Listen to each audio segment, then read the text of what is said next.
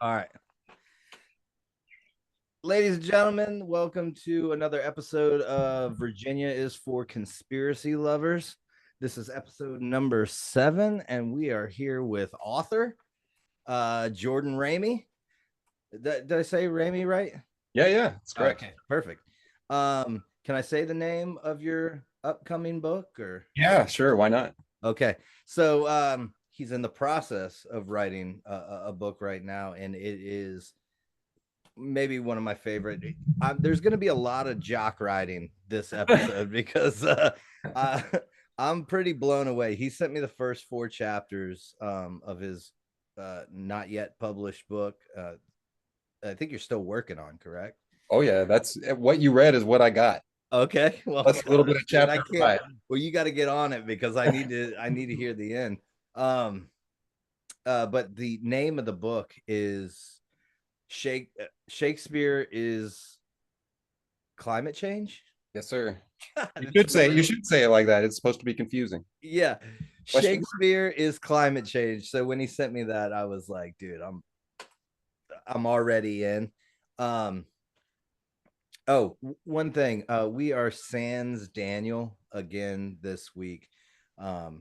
His poor wife fell down the stairs and broke a couple bones in her foot. So he's Oh got a my God. newborn and 2 babies, or I'm sorry, a newborn and two little boys at home. So he's he's playing Mr. Mom for the next couple of weeks, but he should be back next week. If not, we'll do one on Zoom. And I know he's bummed out that he couldn't be here to chat with you because I sent I'm him not your I'm chat. not too offended. I was hoping for pseudo Daniel at least. my dear Daniel, Yeah, dear yeah. Daniel. Um, so let's just jump right in.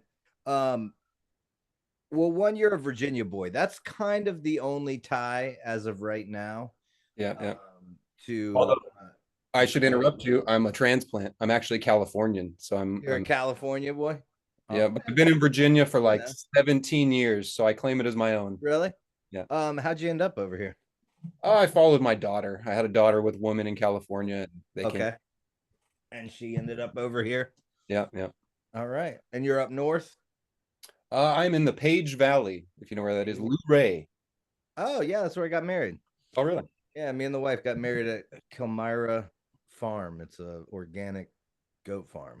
You look like you'd get married at an organic goat farm. I'm really not. These are punk rock dreads. They're not hippie dreads. I swear. I I got used a to have dreadlocks, actually. huh? I used to have dreadlocks. Really?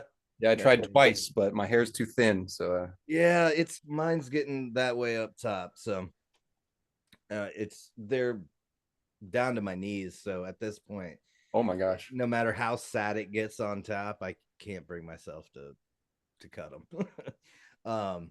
I'm just gonna wrap them up on top, and Yeah. I'll toupee it for a while. All right, so let's get into it. Sorry. I got your name and number from Robert Frederick, mutual friend. He said that you might have gotten into writing this book, got encouraged by him. Yeah. Which I immediately was like, dude, if he's got the seal of approval from Robert, man, I'm in. Yeah, he's been helping me out. Basically, he's one of the few people that I can get to read through it so far. Him and my wife, and maybe you. Yeah. Oh, I'm the only reason I slowed down at chapter 3 was I wanted to take my time with the rest of it because it's heady, and it's the heady stuff that I like. Um Shakespeare's Climate Change. What do you do other than writing incredible 4 chapters of hidden history conspiratorial books? My day job is a project manager. So right now I'm Okay. redoing a restroom at a Okay. box store. Okay. Yeah. All right.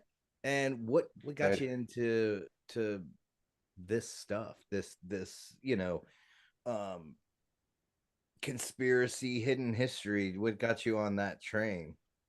Man, I've been a conspiracy theorist, I guess, for a long time. Probably started in like Yeah. 2006 with 9/11, showing Yeah. my wife loose change, like, oh my God, can you believe Yeah. this? And kind of moved on from there. I'd say around 2011, 2012, I thought the world was going to end, not necessarily because of 2012, but I just waking up a little too much. And it's just sort of mellowed out since then, I guess. But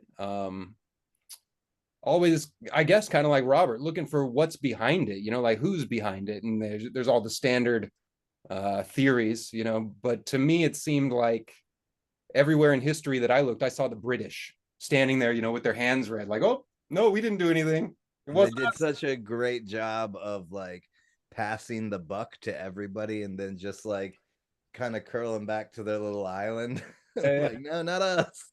Oh, we won World War I and World War II, but don't think about that. We're just going to give up our empire. It's okay. We're just little old England again. I is embarrassing as it is to say for me. I got into all this stuff through Dan Brown.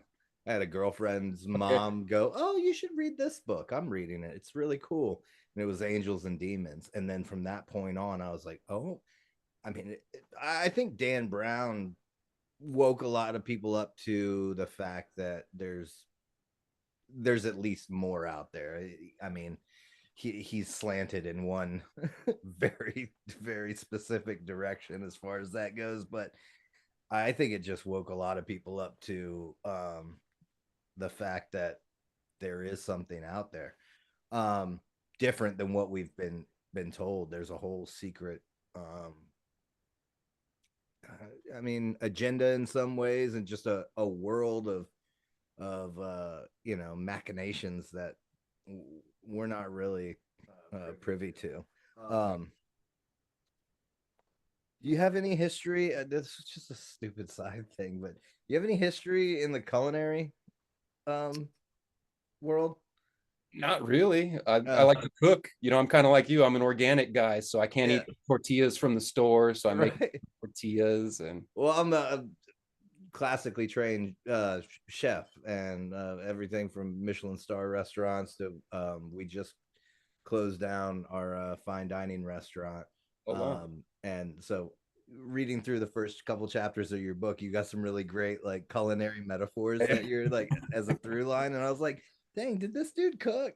No. So My previous job, I was a paramedic. So. No kidding. Yeah. Oh man, that's rough, dude. Yeah. I'm glad I got out. I got out in like 2015. Really? And I could see the writing on the wall. So yeah. It's a terrible place. You're over Luray. Is that shine or is that just water in that glass? That, sir, is tequila mixed with I don't know what it is. Hold on. Waterloo. Waterloo. Yeah. Hey. Oh yeah, there you go. Well, I'm sober for 10 years, but oh, sorry. I'll have a Waterloo with you and some Sandpel. All right. Tell me what I just kind of want to wind you up and let you go. Okay. I mean, your book from the first few chapters that I read is I don't want to bury the lead, but I don't want to give it away too much either. But what I saw in it was this kind of through line connective tissue of what Robert works on, because he's hyper Bacon, Francis Bacon focused. And then that's what turned me on to his stuff, because all of my research deals with kind of the founding of Virginia and the colonies, and William and Mary in particular. And that, of course, you dig far enough back and you end up at Francis Bacon, and then you start digging into, okay, why is this guy doing things this way, and you end up in Rosicrucianism, and then you go further back and you end up with the Templars and the mystery schools, and then all the stuff that's kind of like hip to talk about in the conspiracy world today. But what I've never seen that really got me in those first couple chapters was you're pushing it all the way back to, and I think it's always been there, and it's something that I've always thought but didn't have the time or the academic know-how to kind of to put it together. But that's this, the men of renown, the gods of old, god, little g gods. um so I've always thought, and other people have talked about this as well, but like the way you broke it down, and you kind of seeded it in at the beginning, the play As You Like It. So you're, you know, Shakespeare and thus Bacon are kind of that meeting point of what is now Freemasonry and whatever the controlling cabal is. And then reaching further the other way, you're looking at going all the way back to the veneration of what is described in the Bible as the Nephilim. And then what I believe, and I think you're on the same page, every other culture, just those little g gods became their gods. I mean, the pantheon of every pagan um culture. I mean, they match up with the pantheon of every other pagan culture. So Exactly. that's kind of where it's at. Is, Bacon was was Shakespeare in his plays is venerating this golden age of that refers to the golden age of when the fallen angels came down. Earth chicks are hot, so they got with Earth chicks, had little Nephilim babies that could do crazy things, and then folks started worshiping those little g gods, and those were, I'm gonna let you go, but I'm just so excited about your connections. And and have you ever listened to any Gary Wayne talk? Yeah, yeah. I've heard Okay, Gary. so I love him because he can like bring all those, all these ruling elites all the way from like now, and he can find their Canaanite tribes like all the way back, and show you how it all branched off. So anyway, I'm gonna let you go. Um, yeah, just kind of tell me about the core of your research, and just go, and I'll shut my mouth. I swear. So it kind of started with a bit of a manic moment or some sort of epiphany. Like I said, I've been into conspiracy for a long time, but I heard Robert Frederick on Greg Carlwood's show, the Higher Yeah, Side Chats. I I text, or I message him a link to every one of my episodes. He got me in real early with Oh, really? conspiracy podcasts. Yeah, dude, I've been obsessed with that show for a long time. Go ahead. Yeah, I'm still cheap. I don't pay for it. I listen to the 1 hour. Me too. That's probably why he's not responding. um, so I heard him on there and I had a bit of an epiphany. I was like, oh my God, it makes so much sense, and I was connecting the royals and everything you talked about, Rosicrucianism, Freemasonry.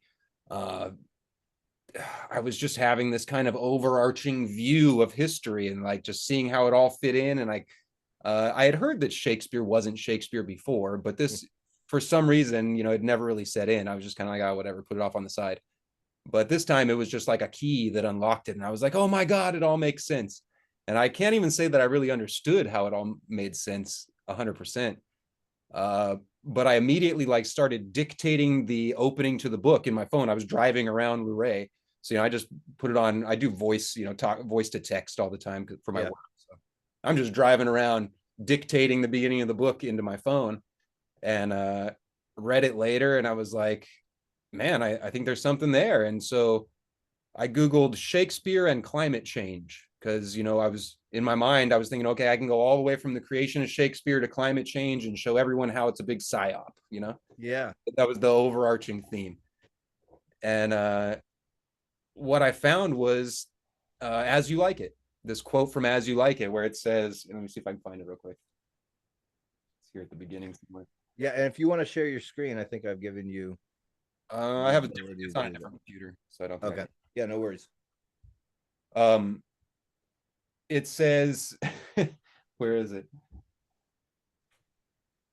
And this our life, exempt from public haunt, finds tongues in trees, books in running brooks, sermons in stones, and good in everything. I would not change it. And I've done some drugs in my life, so I read that and I didn't hear climate change. I Right. heard a psychedelic experience. Absolutely. So I was And then like, you go, yeah, go ahead. I don't know. I got to go read this apparently. So I started reading it. I've never read much Shakespeare. I think I watched a couple plays as a kid. I think my Yeah. sister was in Midsummer's Night's Dream. Yeah.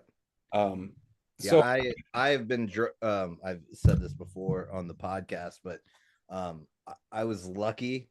I didn't think I was back then, but I was lucky in that my mom has been dragging me to two Shakespeare plays a year since I was like 9 years old.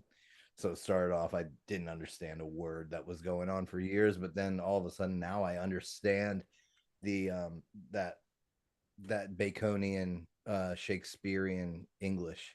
And it I never really thought that I cared about Shakespeare or what I had spent so long learning going to these plays until somebody was like, yeah, he didn't write that. And I was like, well, hold on. And then it all opened up to me and I was like, oh my gosh, now he's yeah, interesting. yeah, um exactly. It wasn't interesting before, right? When it was just some yeah, stuff, English stuff. Now it's like, oh, what psyop? My ears are perking up. yeah, no kidding. And I love that you talked about the drug experience there at the beginning of As You Like It, because that's one of the things that after revisiting some Shakespeare I noticed, especially in As You Like It. And you talk about it in those first couple chapters of the book. Um, well, get into that if you could. The frog licking Shakespeare, and this is another thing too. And I thought this was really cool because a lot of people just say Bacon, John Dee, all these people, they were into the occult, and that's a massive, you know, that's a big that's a big statement. I mean, the occult is huge, and it's kind of like, what branch? What do you mean? Are they little, you know, um, out in the woods Wiccans, or are they, straight up, blood sacrifice? Or, and from what I read, from what I read in your book, it's or your chapters there, it's kind of where I placed it, researching the Templars and Rosicrucians and what I think Freemasonry is kind of venerating now, and it's kind of this Gnostic, um, almost like a mix between Gnosticism mixed with like early like Druidic almost paganism, that golden age, and that is a through line through all of a lot of Shakespeare's work, is this kind of veneration of Mother Earth and these kind of like almost druidic. I'm gonna let you go again. Go ahead. Being Shakespeare ignorant, I didn't really know what to find. So, Yeah. like I said, I came in and thinking I'm having this epiphany and I'm going to write a book on Shakespeare. And I found the drug stuff. What I read, so what I read you before, immediately before that, he says, with which the toad, ugly and venomous, wears yet a precious jewel in its head.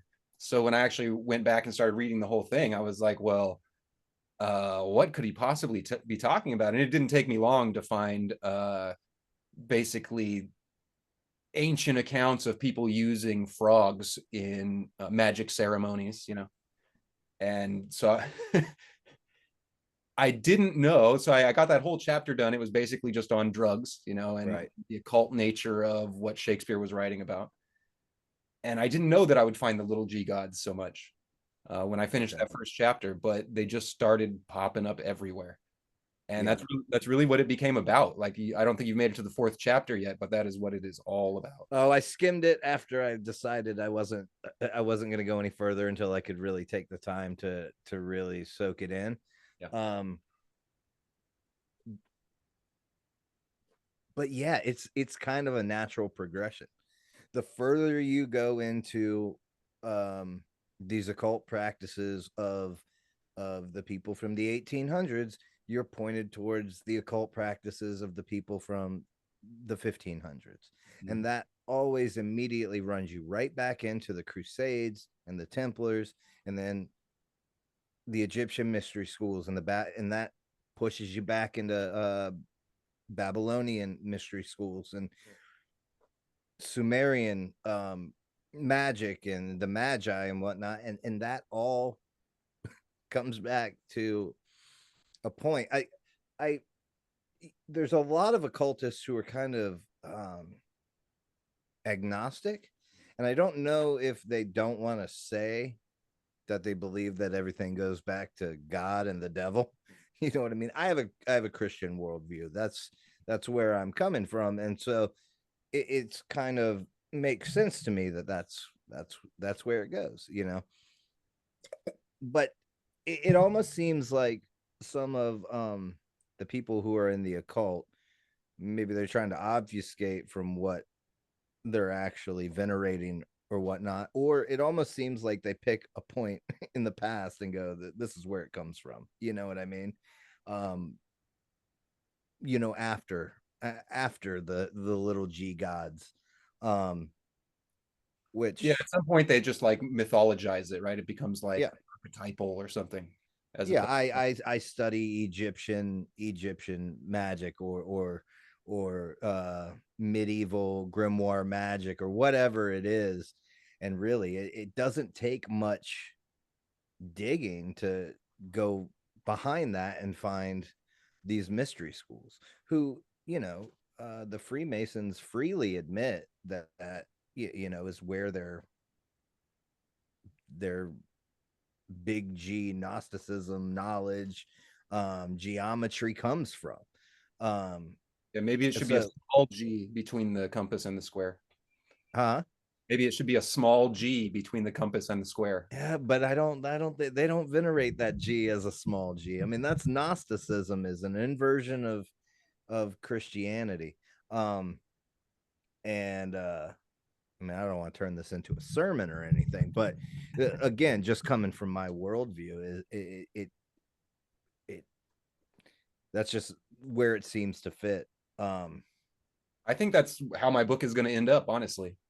You know, yeah, it's going to end up with a message, I think, because I don't want to just put a bunch of conspiracy facts out there in yeah, the world. yeah, Be like, yeah, guess what? Your whole world is a lie. Go yeah, figure it out, you know? yeah, And so I think that Jesus, you know, and the narrow path is the way that we should be looking in a personal relationship with God. yeah. You know, it's kind of interesting is that all this conspiracy stuff is what really ended up bringing me back to my faith. I don't know if you listen to Sam Tripoli, um, Tinfoil Hat podcast. I heard of it. Okay, you should check him out. He's a comedian, but he's awesome. It was kind of a bucket list, but he actually asked me to come on his paywall show like a couple of years ago, and Nice. he's like boys with Rogan and stuff, so like he's up there. It's a big conspiracy podcast, and all those folks that Greg Carlwood has on, he has on, and he you know, he started off I think like kind of agnostic or something like that, or maybe just atheist, and he always says, you know, conspiracy always leads to spiritualism, and it does. I mean, at some point you end up going, oh crap, because I think that's the biggest thing. If these guys believe, these people up here believe in this like darkness, you know, and put as much faith and time and energy into it as they do, well then there's got that guy that I used to believe in, you know, he's got to have some weight in this, you know. And really that's what kind of propped up my faith later on and brought me back around to it, is going, oh crap, there is another force out there, and I don't want to be I don't want to be on that side of it, man. Yeah, it happened to me. It happened to me through conspiracies also. So about Really? 11 years ago, I was just like, you know what? Jesus is real. There's no Yeah, way, no yeah, way that's this much there's evil. no way this other side can exist and that dude not you know. All And right. then there's personal experience too, you know, that it Yeah, reaffirms. yeah. um all right, So you find all this.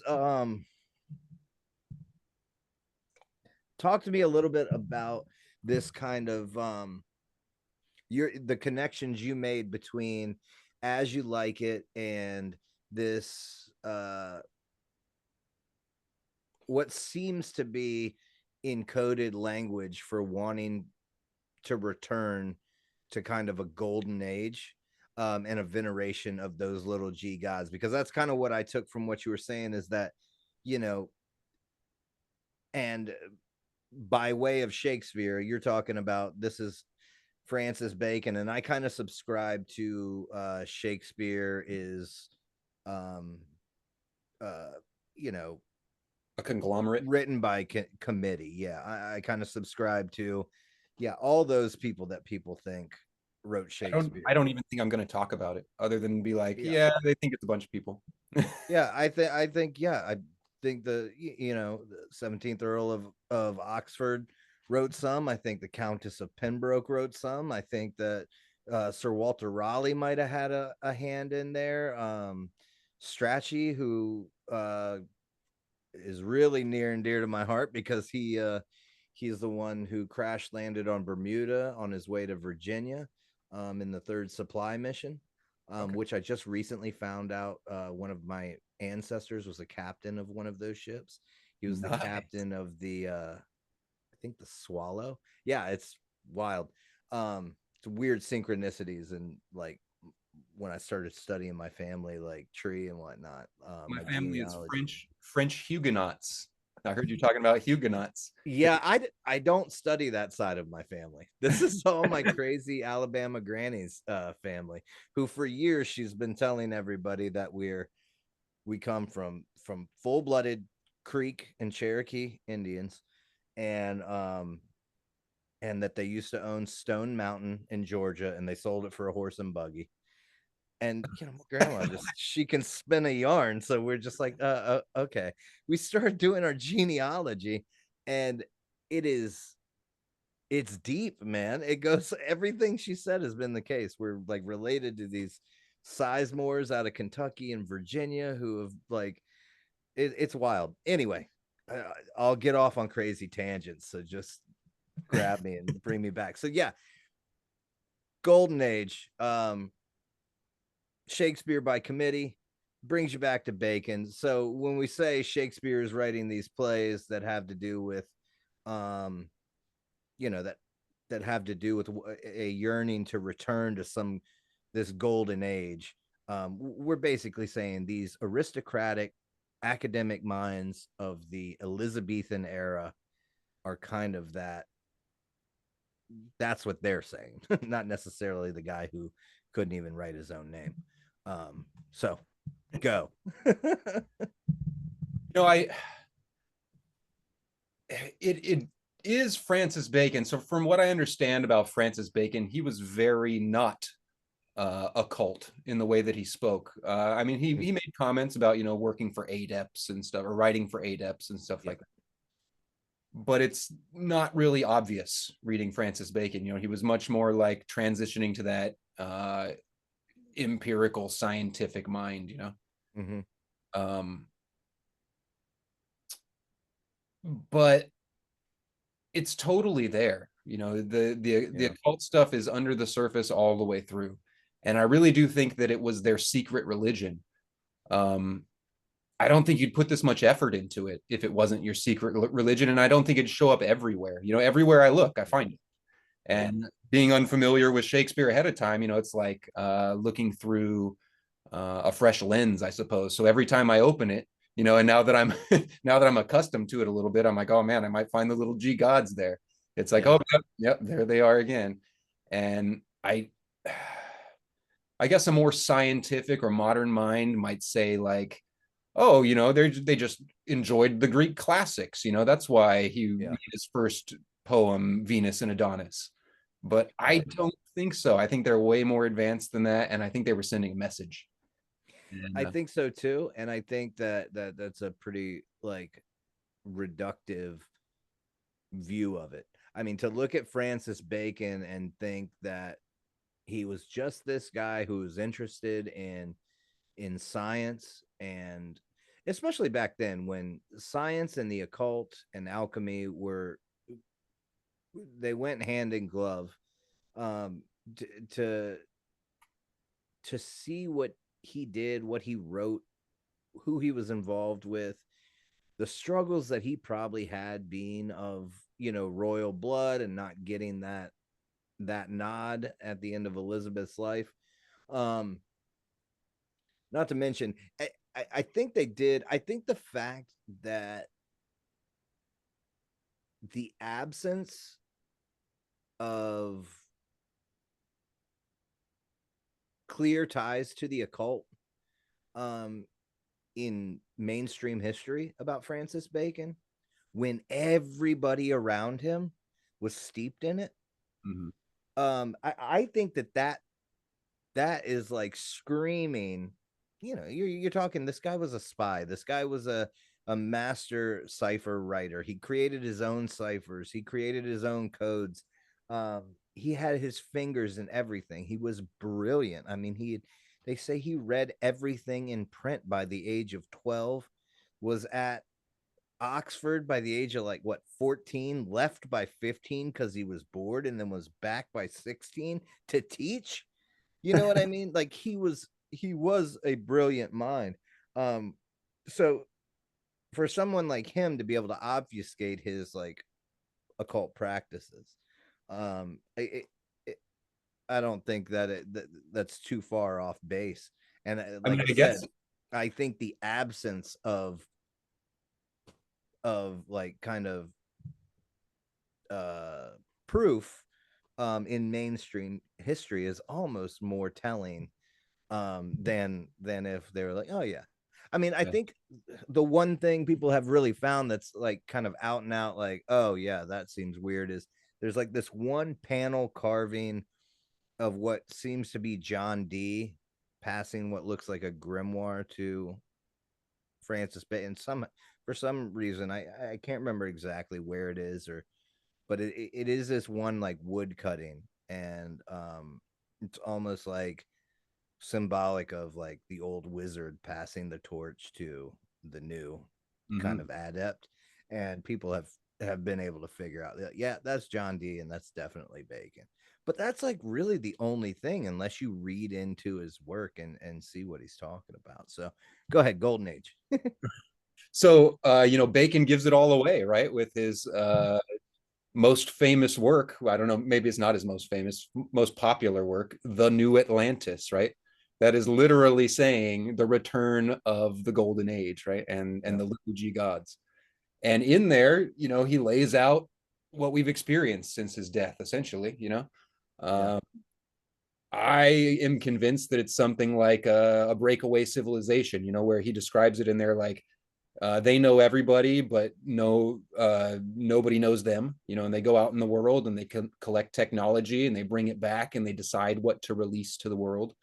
yeah, And I think he laid it out. He was like, hey guys, this is how we should do it. And I think they've been doing it. And I think the point is exactly what he wrote as the title, The New Atlantis. And yeah. maybe he didn't actually believe in the ancient gods and he thought, he would be the god. It's a very Gnostic thing, I think. Mm-hmm. Um, but I Well, I think a lot of those mystery schools, I think it was basically it's a little deeper than that, but I mean, I think it's a system by which you initiate somebody into a mystery and then slowly develop as they move up, telling them that all these initiation, all these rites, all these rituals are building you up as to basically do what thou wilt and be what you can be, your own god. I mean, that's what Illuminism is, that is what Gnosticism is. But then at the heart of it, and you see where those traditions and rituals come from, they come from these ancient Babylonian and Sumerian mystery schools that have a very, very dark deity in their that they're venerating. And so it's not a big leap to say, oh yeah, that's the devil. You know what I mean? And that's Yeah. where it comes from. And it's just like I was saying earlier, you know, some of these occultists, like they draw a line in the timeline and go, no, I'm just Gnostic, you know, and because I'm Gnostic, I believe I can become my own God through enlightenment. Well, yeah, somebody already had that idea before you, and 1,000 years before that, he was burning babies in a brazen bull. So, like, where you getting your Gnostic information from is you know, that's in your occult genealogy. Um, Yeah, so it's like they want to separate some of that extreme evil stuff from what they're doing yeah, and just spiritualize it, you know. and But that's kind of the history of occultism. It is it's hidden because there was some gnarly stuff going down. I think when they talk to those demons are saying, "Hey, sacrifice a child," you know, because Yeah, those voices I think are real. yeah. And Um, oh, all right. so real quick, Yeah, no, go ahead. Go ahead. You stop me if I'm running my mouth because I'll do you it. went back to Babylon and how, you know, it kind of comes out of Babylon, and that's actually where we get our measurement system and our, I think it's a base 6 or a base 60 measurement Yeah. system. And you were You going on start about you William start getting into oh yeah, yeah.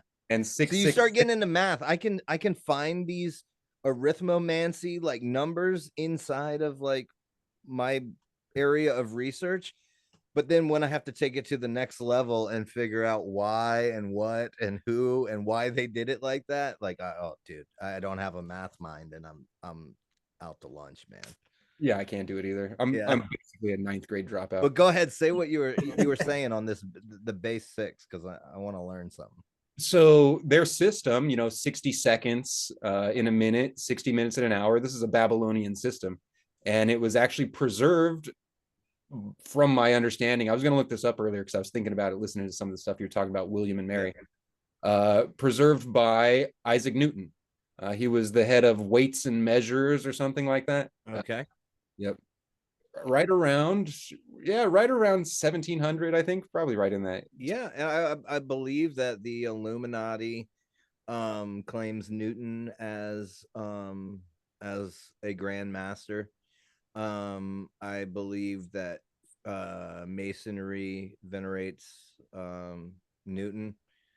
Um I want to say, man, I want to say Newton was the one that when the Roman Catholic Church switched over to the new calendar, and this is where you get a lot of the like Tartaria false timeline stuff, which I love, dude. I collect conspiracies like comics. Yeah, Like yeah, I've yeah. got ones that I wholeheartedly believe in, but I'll listen to any of them, dude. I love Yeah, them. me too, me too. I just But I believe it was Newton. Maybe it was Galileo. I'm forgetting, but I think it might have been Newton who was the one who like kind of sounded the bullhorn. It was like, hey, wait a minute, these eclipses don't match up with this new calendar. Like you're missing time here. What, you know what I mean? And then I think the story was basically like he was there. He was told to like, hey, shut up. You yeah, yeah. can't you can't say that. They're gonna burn you at the stake. Will knight And you. thus the reasoning for the Invisible College and the Royal Society and this kind of salon system of chatting about the stuff. I mean, back then that's kind of the sticky situation that they were in too, is that they had this hierarchical state church that was set in their ways, and you couldn't do real science. Real science, like saying the world was round and not flat, was It's put right up there with Moloch worship in their eyes. And so you do get this weird overlap of true science and furthering technology, and then this other stuff, and it all kind of starts to bleed together. But anyway, yeah, I think that was Newton. Go ahead. I'm sorry, I'm rambling again. So I think Newton was connected to setting this base 60 system as the units of measurement for the British Empire. So at the same time, they're over there building William and Mary, you know, with all their 666s, and Yeah. he's setting the base system as 60 based on, you know, old Babylonian numerology, because he was He was definitely like a mystic of some type. He Yeah. wrote a book on the Book of Revelation and all kinds of. Yeah. Some other interesting points that I noticed of when I was looking at Isaac Newton for a minute earlier today.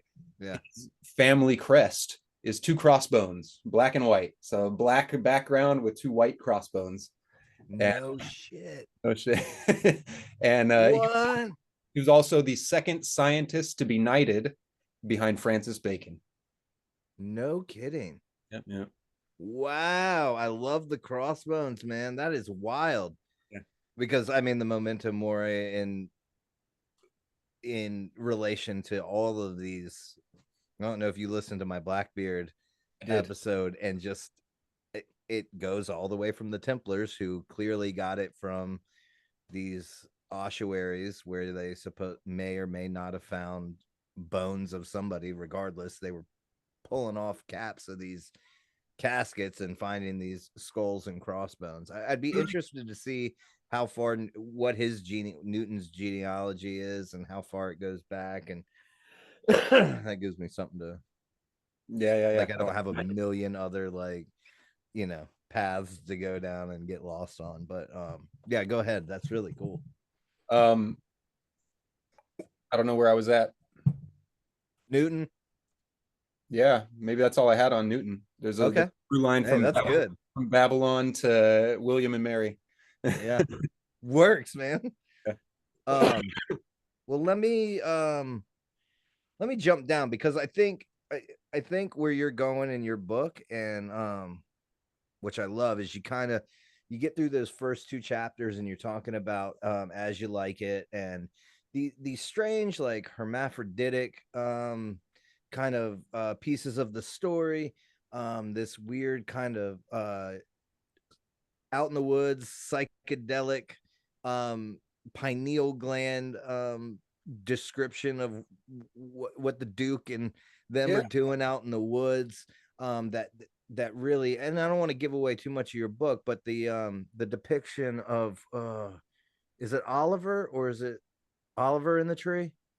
Yep. Oliver is the old So man. Oliver's in the tree, and he has the snake around his neck, and it just lines up with Cernunnos. Cernunnos Is how I say it. Cernunnos. Not positive. In the Druidic Irish, and that is the same god that they, again, these pantheons overlap, and they're, if you really break them down, everybody's underworld god has the exact same description. So whether it's Pan or what is it again? Cernunnos, Mithras, and all these, all their underworld gods share the same kind of attributes, as well as their war god, or their fertility god, or whatever. And so in particular, and As You Like It, there's this depiction of Oliver in a tree, and he has all the kind of accoutrement of that druidic fertility underworld. I think they've also called him a hunting god. And then there's also in As You Like It, they're he's the druidic god. He's Cernunnos, whatever it is. He's depicted with antlers and a snake, which is reminiscent of the Ouroboros in the way that it's coiled, and then he's holding something else, which is similar to other. Go ahead, because I think it's called the torque. It's like the torque. Yeah, it's like a kind of like a bracelet or a necklace. It's some sort of symbol of royalty, royal power. Yep. And so yeah, the part about Oliver, describes Cernunnos pretty well. And then, but it's not the full picture. But when you go back to the scene before that, it's really weird, and it's kind of just placed in there. It's one of the ones they would drop. They drop a lot of stuff when they make these plays. They're like, oh, that doesn't make any sense to us, or it's too long, or whatever. Right. And this scene is basically them killing a deer, and then one of the guys suggests, hey, let's skin it and put it on the head of the Duke. Right. And that's exactly what they're representing. It's this this hoodening ceremony where they're celebrating the ancient gods, and in particular Cernunnos in that case, in the Celtic Yeah. And talk about the hoodening ritual. And in your book, you've got where all these hoodening rituals had been kind of outlawed throughout the years because they were direct throwbacks to these pagans and these little g Nephilim gods. And it was, again, it wasn't just in Ireland or Scotland or wherever they were venerating this druidic god. It was all over Europe and the Middle East. Yep.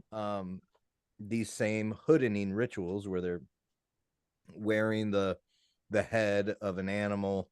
And it, from what I read and what I looked into a little bit further, was it's always a horned, every time. It's a horned animal. It's a bull. It's an elk, or not an elk, a deer, a stag of some sort, a bull, some sort of horned animal, which I thought was interesting when you're connecting Pan to Cernunnos or whatever. And and then you look at the modern depiction of the devil and the Baphomet. It's these horned trickster underworld gods, and it just keeps stacking up and stacking up. And you listen to Gary Wayne, and he talks about these pantheons just stacking up on top of each other. And It's the incredible. Duke in this play is the good guy, like he's Right. everything good comes around these idiots Yes. Forest dancing around on frog drugs or whatever they're doing. Again, and that's that Gnostic inversion. Yeah. So it's like, oh Yeah. yeah, of course we hooden our leaders and Right. initiate people in caves and Right. positively describe people as Cernunnos, so it's Cernunnos. Cernunnos. We'll go um, with that. Yeah. and it's just crazy to find it to be so consistent and hidden. It's not obvious. Like if you go looking for this stuff, it's not like everyone's like, yeah, of course we all knew that Cernunnos is who they were talking about in there. No, Right. no, most people did not know that, from what I can tell. Right. And so it's hidden for a reason, and it's hidden, I think, because they would have been killed. And Yeah. And some of that you can, some of that you can kind of, I mean, the Holy Roman Empire was murking people for whatever reason. So you kind of to some degree feel badly for these poor occultists, but because at this, I think, at least in part, some of these people were driven towards, because of the corruption and the brutality of the early church. I think a lot of, the same way it is in America today. You've got some little goth kid that wants to, listen to metal and dye their hair black and get tattoos, and you know they're not gonna the church doesn't appeal to them, and the church doesn't try, they don't try to appeal to them, you know what I mean? And they know they're out of that loop before they even start. And I think a lot of times in the, there's constantly this pulling away from the church, and going back and trying to find your people's roots or whatever it is. And it always seems to lead to the Cathars, to the mystery schools, to the, you know what I mean? You pull away from this side because it's so brutal and kind of corrupt, and you end up going towards something that is equally brutal and corrupt when you really dig down on it. yeah.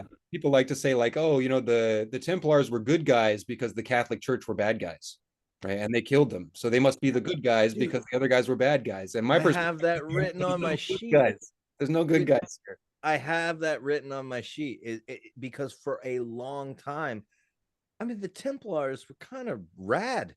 You know what I mean? Like when you're looking at them, you're like, oh, this is knightly order out in the Middle East. Just like, even when you learn about like some of the you paused. Oh no, you're good. Some of the other stuff, you find out they're hanging out with the Assassin, and like, You know, you're like, Yeah. oh wait, these guys were actually like open-minded and hanging out with you know. Um some of that seemed kind of cool, and I was kind of early on, like when I'm like looking into this stuff, I'm like rooting for them. I'm like, yeah, man, I want the Yeah. Templars to be awesome. And then, I don't know if you've ever heard this girl, and she's passed away. And it's creepy, but her name was Tracy Twyman. I know she wrote a book about the Templars and Baphomet or something, but that's Yes, all I she did. And she came from that side of things. And I don't know where she landed, but she was an incredible researcher. And there's a ton of like, it's years back because she died probably, um, I don't know, 5 years ago, maybe 6 years ago. And it was a suicide, a like. hanging suicide. And man, she was on the Higher Side Chats. She's been on all my favorite like conspiracy podcasts, and she was a legit solid like researcher. And she was very much in the Templars, those things they were accused of, they did those things. And she had the receipts, man. But she actually, this is another vein of conspiracy, but she was actually um there towards the end before she passed away. Um she was getting into some like research outing, right during that Weinstein, SRA, Epstein stuff. She was claiming to have some information and in contact with some people. And then, I mean, it was like right in a line, not that many people outside the conspiracy world knew of her, but I mean, it was like all those dominoes were going down, from Chris Cornell to the dude from Lincoln Park, and then Bourdain, and then uh Kate, who was it? The purse lady. And then Tracy Twyman was in there as well. And it was really sad. And it was some very some researchers that I really respect their work and their kind of level-headedness. They don't get crazy into the woo. They were pretty kind of stoic about her passing, in that they intimated uh, that maybe they didn't believe it was you know that maybe there had been some foul play. I don't know that anybody's really tackled and dove into that research around it too much. So, and like I said, this has been a few years ago, but this is a really long tangent. But yeah, all that to say that her research on was top notch. And she claimed, no, they rounded him up and killed him, and it was pretty brutal. But from what she researched, she was like, yeah, they were doing that stuff, man. So The essence of maybe not Shakespeare, but I find it in there a lot. The essence of propaganda and social control is kind mm, of like these false dichotomies. It's the Hegelian dialectic, right? right, We might think of like Democrat and Republican. right, But I always see them as false. I think I wrote it yeah, in chapter 3. The assets of the Templars were simply restructured. yeah. They it's It's just like what they say about the Catholic Church, is that Rome never fell; it just rebranded. yeah. And it Epstein has, would be a good example. Where is the Epstein information? Well, right, that was valuable resources and they were restructured. yeah. um yeah, it very much is that same, election time, lesser of two evils. At some point, was the corrupt church the gnarliest on the planet, and then at other times were these mystery school occultists, were they the gnarliest on the planet, you know what I mean? And then I think at sometimes they mixed, the some of the early popes and families within that side, they mixed pretty heavy with what Oh, with the side we're talking about now. I got into Bernard of Clairvaux here at the end of Right. chapter 4. and obviously, important to the Templars. Mm-hmm. I started He reading. was what, a Cistercian monk? Yep, yep. Okay. Yep. I was flabbergasted. I couldn't believe what he was writing and saying and how bad it actually was. Give me some examples. I don't know if I give anything out of context. Let's see here. Okay. So basically, the whole Take chapter, your time. the whole Yeah. chapter 4 is like about this Venus worship, and I kind of build up to Venus and Adonis and why Shakespeare would have made that his first poem. Shakespeare in quotation. Yep. And towards the end, I'm trying to kind of express how this occult information had basically gone all the way through Christian Europe, supposedly Christian Europe. And some of his quotes about Mary are just straight Venus. It goes back. Mostly, I don't focus on Venus. I focus on Inanna, who's a much, the Sumerian version of Venus, essentially. The what version? The Sumerian version. That's what I thought. Yeah. And so she's associated with like 8-pointed stars and jewelry, and all this type of very specific imagery. And then when you get down to reading the stuff from Bernard, he says things like, uh, marvel then at these two things, the gracious kindness of the son and the surpassing dignity of the mother. Choose which you consider more wonderful. Just imagine, double marvel. God does what a woman says, unheard of humility. A woman outranks God. And then he goes on and he says, this queenly maiden adorned with jewels of these virtues, radiant with perfect beauty. He's describing a woman. Right. But he's not describing a woman. Right. He's describing the Queen of Heaven. Wow. And he says, renowned in the assembly of the Most High for her loveliness and her beauty, so ravished the eyest of all the heavenly citizens that the heart of the king himself desired her beauty. He goes on and says, surely she is very fittingly likened to a star. She is indeed that noble star risen out of Jacob, whose beam enlightens this earthly globe. She it is whose brightness both twinkles in the highest heaven and pierceth the pit of hell. She, I tell you, is that splendid and wondrous star. Gaze up at this star, call out to Mary. Like, it just goes on and on. Wow. Yeah. Wow, that's wild too. And we're talking about in a time when, the 1100s, early 1100s, when, again, this is all written in Latin. Yeah. And, most of the population was illiterate. Mm-hmm. And so the people who could read that and could understand were going to be these, I wonder if there's any commentary from his contemporaries, because I've never heard anything like, other than his association with the Templars. I've never heard of him being any hot water with the church. You know what I mean? But so this was the time when the church was getting big into, the co-redemptrix idea. So Mary being co-redemptrix of man. Okay. And it really started big with them. And what I found was that all the symbolism behind the elites is kind of pointing at this exact same thing. This Queen of Heaven, I guess you might say.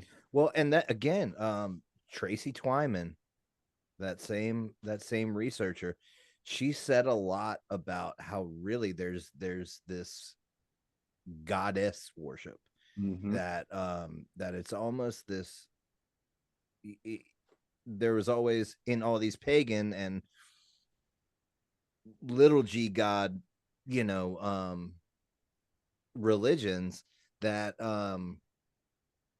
there was always a god of heaven and a goddess of heaven, queen and king of heaven, and that even down through the years in these pagan beliefs, at some point the goddess was kind of pushed off to the side, and that a lot of these mystery schools were all about the veneration of Sophia and whatever name you want to.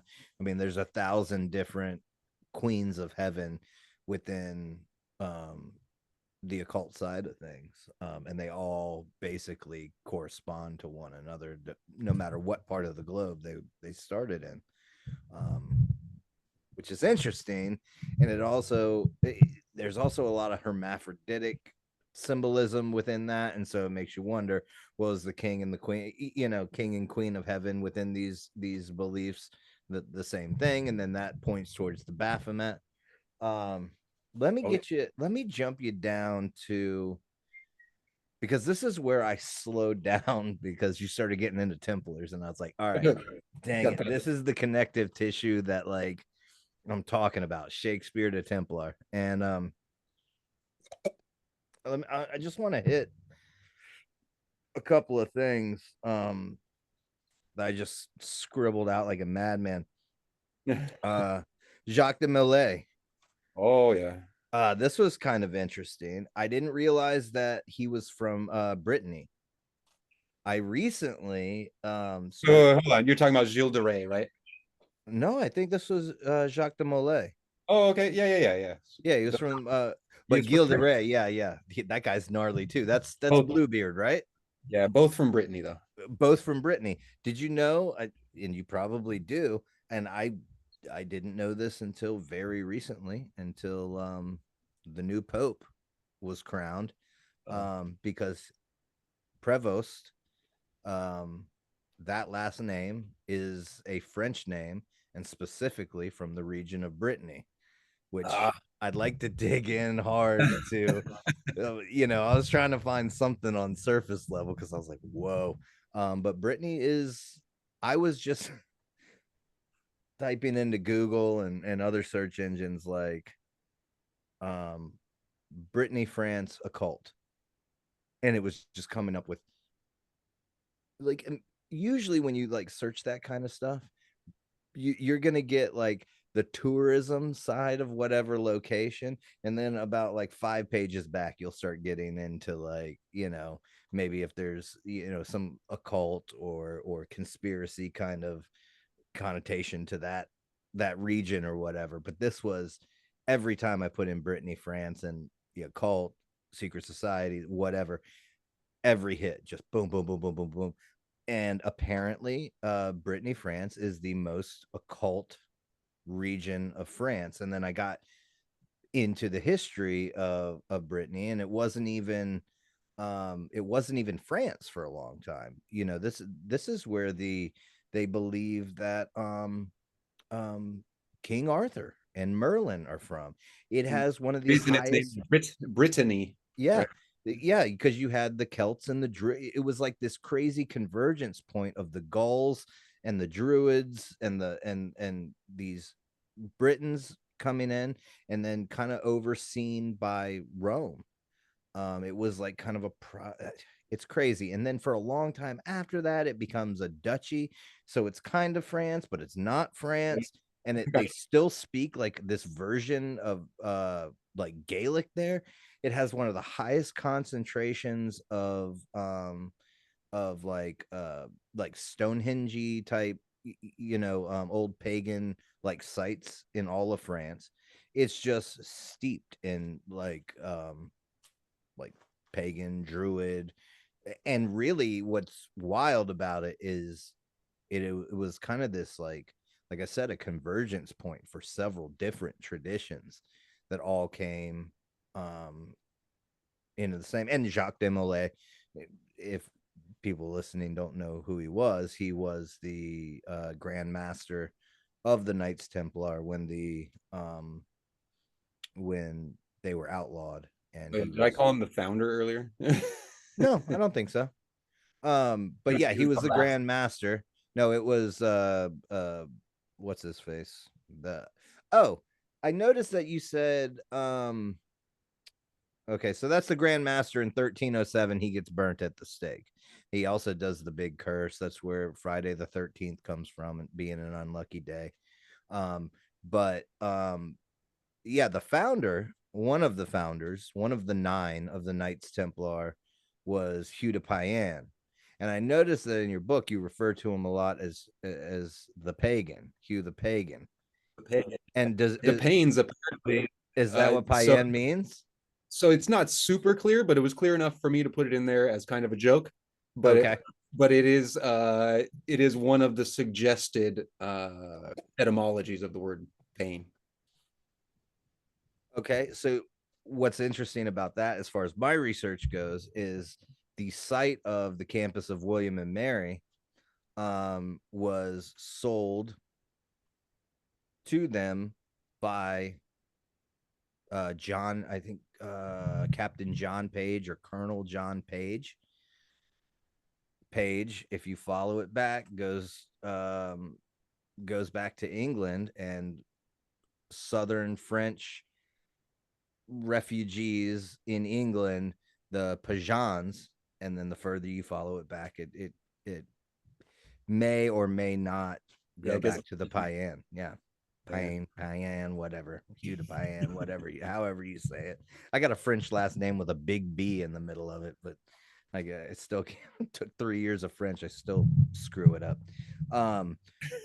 So yeah, the Jacques de Molay being from Brittany, it's kind of a side thing, but I found that to be really interesting, especially considering the occult kind of origins of that. For my next chapter, Brittany is also important because it's where Henry VII spent 14 years before he decided to come back and invade England and kill Richard III, under the care of the Duke of Brittany for those 14 years. No kidding. Yeah, who was a Knight of the Golden Fleece, which I don't know if you got to that stuff. I haven't yet, dude. And that's a whole, the Knights of the Golden Fleece, that's a whole section in order that I haven't even cracked yet, because there's these 200 over here but I really, really want to. So I'm excited I get to dig through that too. Let's see here. This is probably a good place to go. Now, the Templars were, quick overview. We've already done a quick overview on this particular show about the Templars before, because I find a way to connect everything to the Templars. So we've given a brief history, but 9 guys, second sons of like noble French families, just up and decide they're going to go to the Holy Land, supposedly to protect pilgrims. But there's 9 of them. In the beginning, there's 9. Who are you protecting? And they don't do any protecting for like the first year. They just dig underneath, the Temple of Solomon. May or may not have found, they definitely found something that freaked the Catholic Church out, because they immediately were made men. And then they parlay that, the Pope basically putting out, not basically, literally putting out a papal bull saying the Templars are made men, and they owe no fealty to anyone, no taxes. They don't answer to anybody but God and me.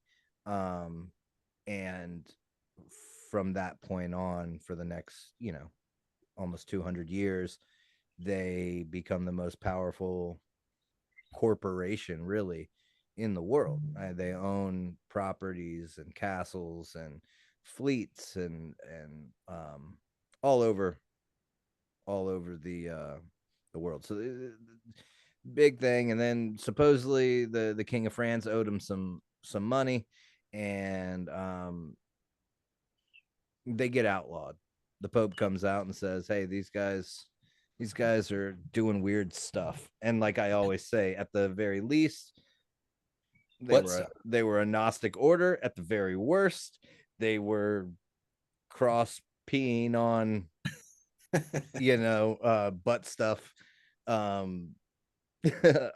Satan worshipers. And it's maybe somewhere in the middle, maybe somewhere to the extreme, but that was the charges claimed against them. And so they only round up a handful of them in France. 54, I think. Yeah, torture them, burn them at the stake. Some of them they let go and let join other orders if they confess. And then the rest of them kind of hide out. move into other areas, in particular parts of England, parts of Scotland. Um, but what I thought was interesting is what's his name? The trial of the Templars. Yeah.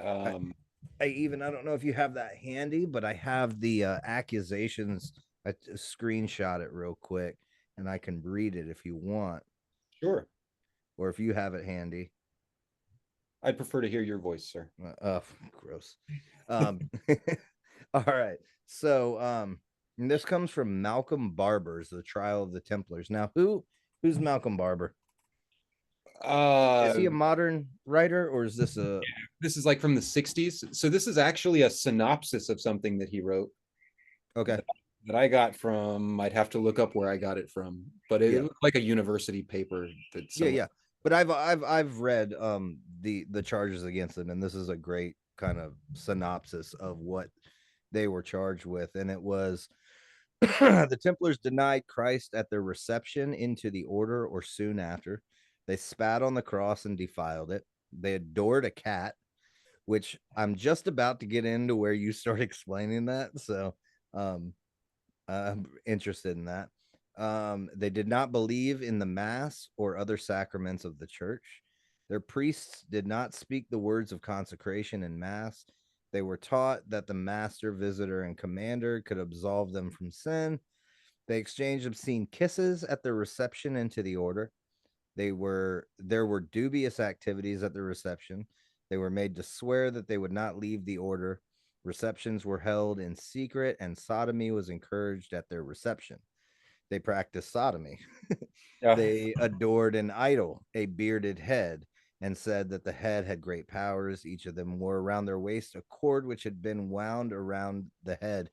Now, this gets into, I'm kind of likening this Blackbeard's head being made into the base of a punch bowl with, a tradition that goes back further than the Templars, but at least to the Templars.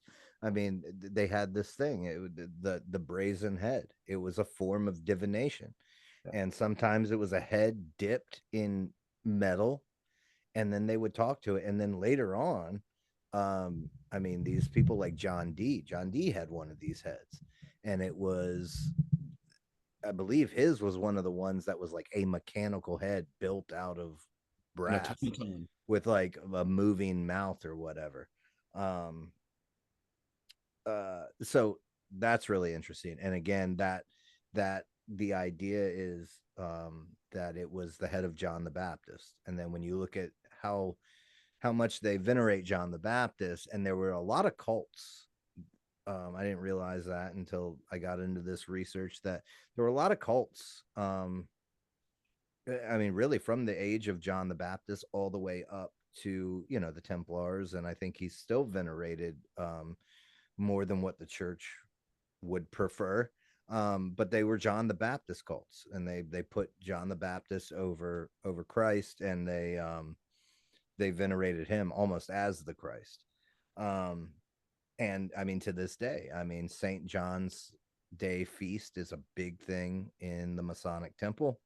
Um, and it's one of the feast days that they've like they've really stuck to for over the years. Different traditions and stuff kind of drop off, but St. John's feast day is a big deal. Whenever you go back and at look at records from Masonic lodges like around the country that involve like, founding fathers and stuff, a lot of the times where you'll see people pop up when you're trying to figure out if somebody was a Mason or not is, oh yep, he signed the rolls at this lodge on St. John's like feast day. So that was one of the ones that, like, even if you weren't like real plugged in all the time, like you made sure to show up and it's just that connection with this head that the Templars talked to, which I So, always so I heard found you talk interesting. about that, and I like it. I like the idea. The only thing that I would see here that maybe conflicts with it is they say it's a bearded head, which couldn't be a skull, right? Necessarily. Well, Maybe that's inaccurate information. I'm not. no, I mean, if it is a bearded head, possibly they made the beard themselves if it was a skull. I mean, I'd imagine that they were using a dead head, and they didn't have like a real, head. And John the Baptist, I think the fact that it's specified that it was bearded points towards John the Baptist, even if they provided the beard. It said something about um each of them wore around their waist a cord which had been wound around the head. So it almost sounds like maybe they had this skull and then they made the hair and the beard for him, I like because that. John the Baptist, that's one of the biggest things known about him, is he was a wild man. He looked like me. And You then know they what I keep a mean? piece of it kind of as like their little relic that they have or whatever. Right. So that, almost like a totem or a voodoo doll, in that you make it look like, who it is supposed to be, whether it's really his head or not. But even if it is his head, all his hair is gone. Well, that's clearly John the Baptist. We were venerating him by giving him his hair and his beard back. I don't know. But that's kind of how I, because I've always heard that it was the head of John the Baptist. And again, that Tracy Twyman, that was one of her pieces of research that So she got I'm open to them finding John the Baptist. We know he had his head cut off, right? into. And I think it was at the temple. I'm not Yeah, sure if the Idumeans had a different temple because that would have been Herod that cut his head off. yeah. I get the temples and the areas I'm, around the Holy Land so confused. It's I'm pretty sure he had his head cut off at the temple. So okay, that would make a lot of sense. But, right? more of, and maybe they found that also, but going back to, what they found under the Right. temple, supposedly. This is my favorite speculation. Yeah, You brought up maps, and I thought, oh wow, yeah. that's really great. That makes so much sense because they went to Portugal and they Hmm. immediately decided they were going to conquer the earth with ships. Yep. Um, that makes a lot of sense, but maybe like a pirate's treasure. There's a lot of Oh, things there, right? oh yeah. That's what I think. I think there was, when you get into the Arcadian mysteries and whatnot, and oh God, Court Lindahl is amazing. He's supposed to come on our podcast. No, But man, been waiting. huh? Said I've been What? waiting. What's up, man? uh he's got some health issues, man, and so poor guy, dude. The amount that he churns out book wise and stuff with the health issues that he has, you gotta give him credit. But he's hard to get nailed down, but he's stoked and he wants to come on. He's trying to get back on his feet. But there's, this goes into the Elizabethan era and these writers who were part of Bacon's good pens. In particular, there is a book called Arcadia, and I'm going to screw up who wrote it, but it was one of Bacon's boys. And it basically describes um, the money pit at Oak Island and these levels. You know what I mean? A certain amount of levels, like 9 to 10 levels as they're going down. I don't know if you've ever watched Oak Island or heard anything about it, but A little bit, a little bit. right. So and that's supposed to be like an allegory concerning Solomon's temple, and supposedly under the temple there were these levels of things hidden and stored and whatnot. And yeah, so I think, do I think they found documentation that Jesus and Mary had a baby? No. Do I think they found Jesus's bones? Personally, my worldview, no, I don't think so. I don't Did think they so. find the golden menorah? Yeah, that's a good possibility. Did they So there find? was actually when they destroyed the temple in 70 AD, it was oh, I might get some of this wrong. No, go ahead. Titus, I think it was Titus that destroyed the temple in 70 AD, and they Okay. had a giant arch made for him in Rome that I'm pretty sure is still there. Yep. Arch of Titus, and that has the menorah on it, and it shows them carrying the menorah. Right. Yep. I've read about that. Yeah. I mean, they looted.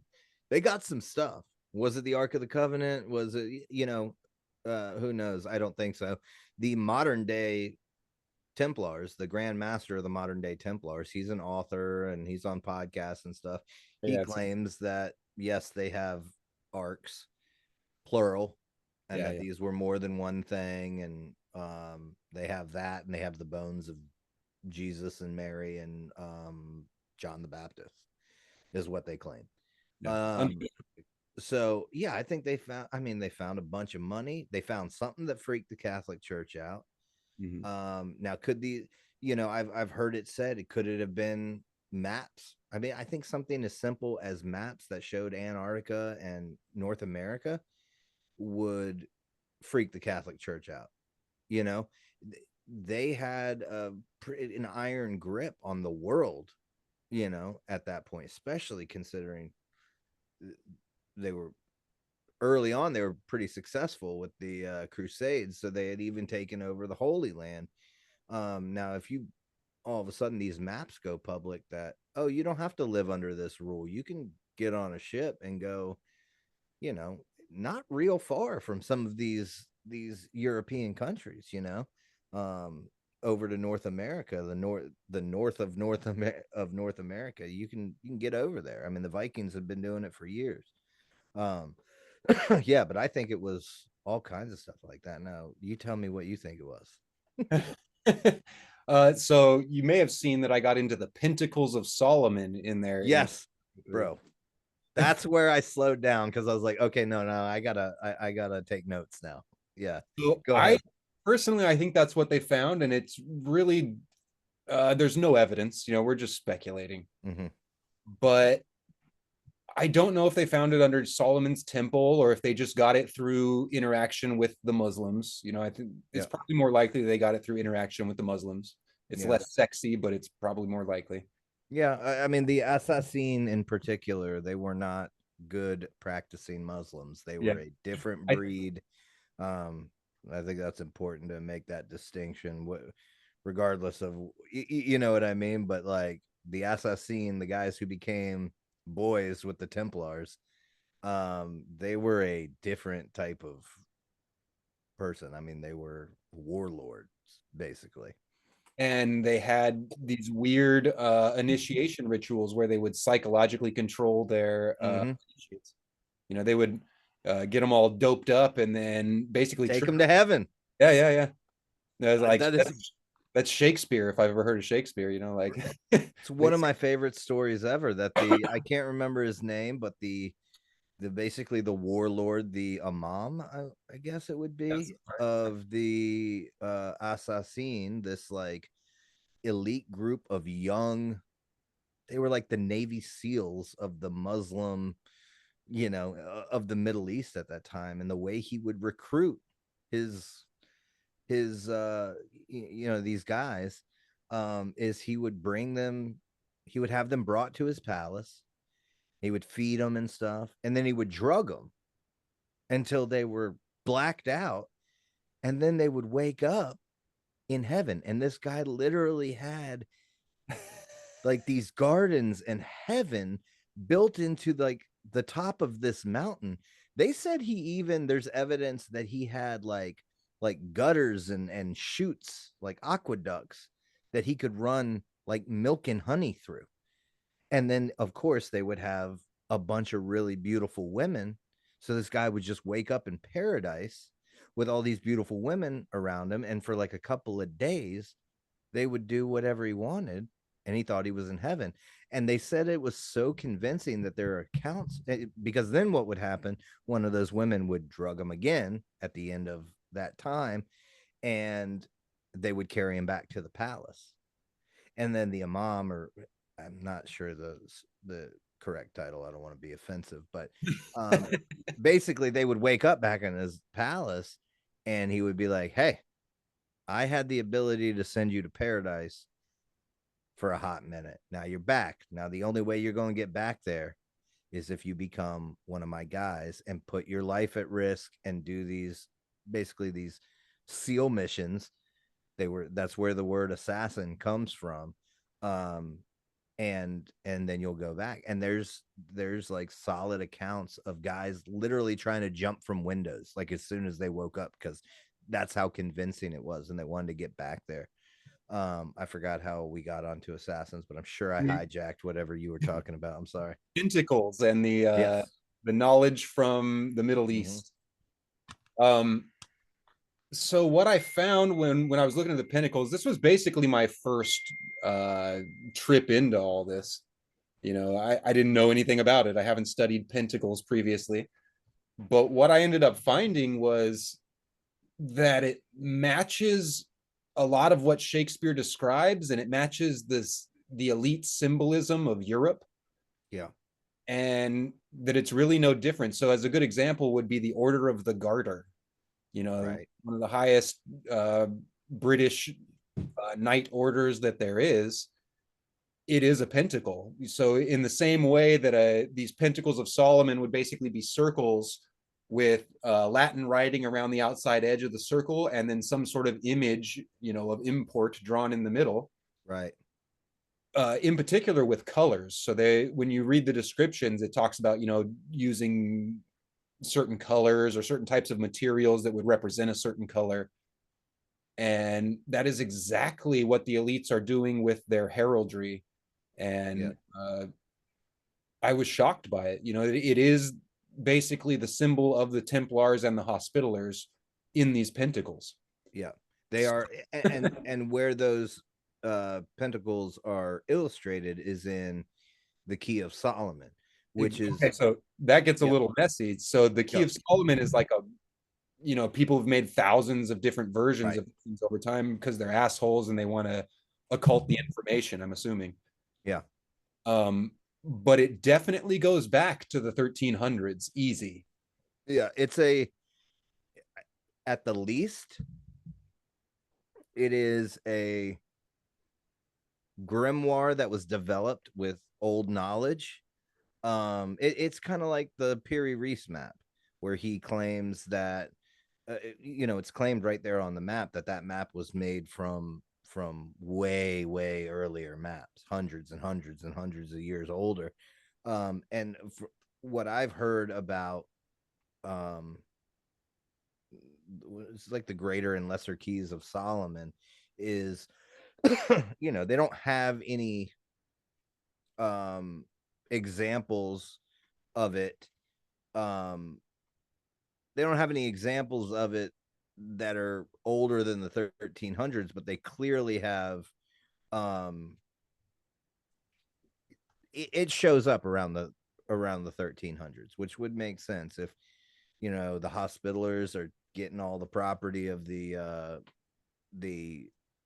Templars, and they're outlawed now, and so whatever their treasure and their whatever secrets they could get, it would make sense that it kind of pops up in the timeline around that time. Well, we still don't know. We do know that Solomon, he had a wild life, and we know that he strayed for a long time, and then he came back like at the end. It was like, oh, we're good again, right? Like, I've always found like Solomon's story like crazy interesting, and like there's got to be like some more out there than just what it says biblically, you know what I mean? Because I appreciate the redemptive nature of the story, you know, and God's yeah, long suffering. yes, absolutely. It's one of those ones I will say is hard for some people to swallow. They're like, wait a minute, so Solomon was the dude and picked to build the temple, and then he did what for how long with how many wives, and then he just came back, and it's like, well, yeah, that's the God that I know. Like, you know what I mean? I've been to rehab like 7 times, so like I hope so. Um, but we do know also that he took many wives, and a lot of them were from these. They were from these Canaanite bloodlines, and we get right back into these Nephilim bloodlines, and where he could have gotten this information of how to. I mean, these seals of Solomon and whatnot, they were ways to control demons and Absolutely what it was. So quote unquote angels. if you look at these different versions of the Pentacles of Solomon, the newer that they get, you know, like the later in history Yeah. that you read, the more spiritualized and confusing they become. If Okay. you go back to these older versions, it's like hey, if you want to contact a demon, you got to cut a sacrifice's throat, and look Dude, at I read those accounts. yeah, yeah. And it's very specific, it's not like oh, maybe it's some sort of Jungian archetypal thing. It's Yeah. very specific. And